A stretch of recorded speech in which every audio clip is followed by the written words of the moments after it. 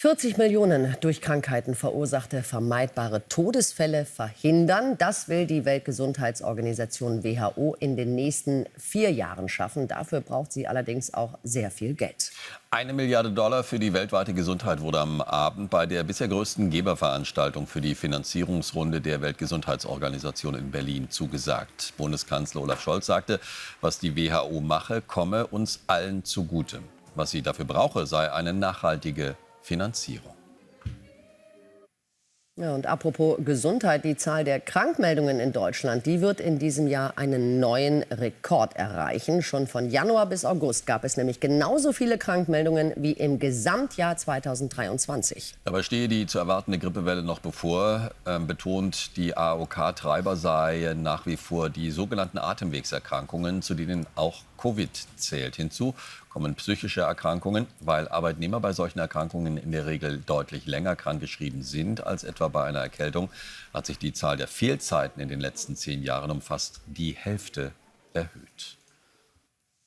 Ja, so viele Deutsche wie noch nie lassen sich momentan also krank schreiben. Für manche ist das auch eine Folge der erleichterten Krankschreibung per Telefon. Für andere hat das damit nichts zu tun. Ist diese telefonische Krankschreibung nun eine gute Sache oder sollte man die vielleicht doch besser abschaffen? Wir haben mal nachgefragt. Dazu Ihre Stimme. Ich denke halt, dass es viel sinnvoller ist, dass sich die Leute einfacher krank schreiben können, weil ich kenne aus meinem Arbeitsumfeld extrem viele Menschen, die sich nicht krank schreiben, weil sie zu sehr Schiss davor haben oder weil es ihnen vielleicht auch einfach zu schwer ist.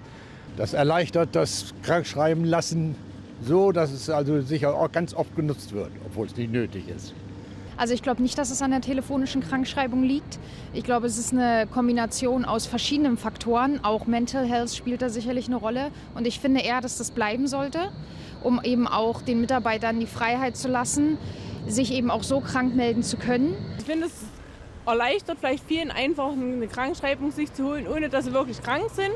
Aber es macht natürlich hat den Vorteil, dass wenn es einem wirklich nicht gut geht, man sich nicht im Wartezimmer für Stunden hinsetzen muss. Also für und wider, wie es bei allem eigentlich ist. Ja, wenn ich mich nicht gut fühle, habe ich meist noch keinen Bock zum Arzt zu gehen. Und dann ist es super, wenn ich mal anrufen kann und sagen kann, ich bin halt mal 2, 3 Tage krank.